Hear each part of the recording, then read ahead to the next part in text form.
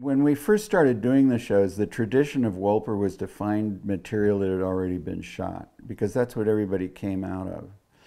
And there wasn't a lot of new shooting done. Now, Mel Stewart probably did the most because he did The Making of the President, and he did, and then The Rise and Fall of the Third Reich involved some interviews with, Nazis and so forth who were still around. And so people went out and did shoot that. But when the animal shows came along, there just wasn't enough existing footage that was good. And so it had to be color, because part of the reason Geographic came to TV and Cousteau was color TV. Suddenly there was color TV. Everybody wanted to see things in color. So as a consequence, and this was part of the reason it was a big boon for my career, because suddenly they said, we have to shoot. How do you shoot this stuff? Where is it? What can you get? What can you actually shoot? And so I had to think of natural history subjects that could be shootable and on a schedule.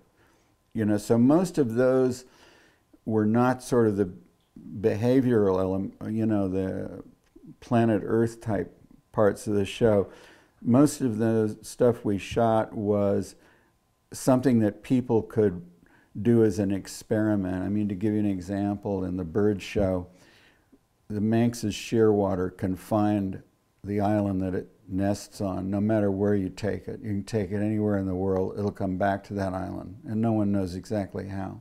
And it's kind of an amazing thing, because you can take them across the Atlantic, or you can take them to Venice, Italy, and they'll find their way out of the Mediterranean and back to the island.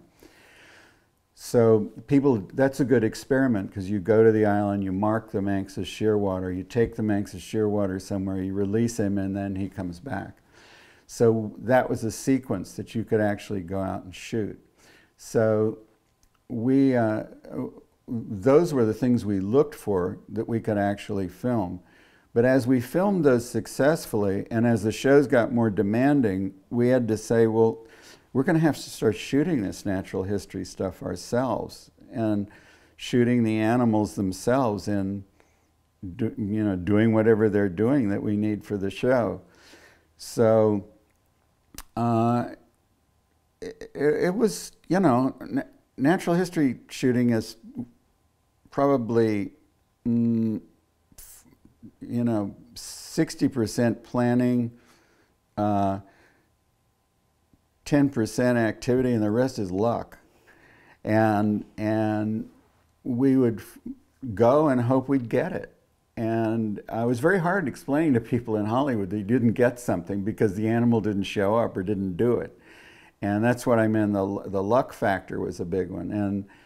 And you could just go and hit the wall and get nothing.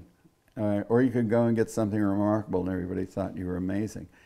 But we did it, and we got better and better as time went on, at doing it. There were a handful of people in the world that were doing it, but very few. And Disney had done some films with a couple called the Malots, and they were no longer together and they were no longer filming. There were a few other people, but we couldn't get them. Some of them had quit, some of them, weren't around anymore or whatever. And so we just had to kind of, fly by the seat of our pants.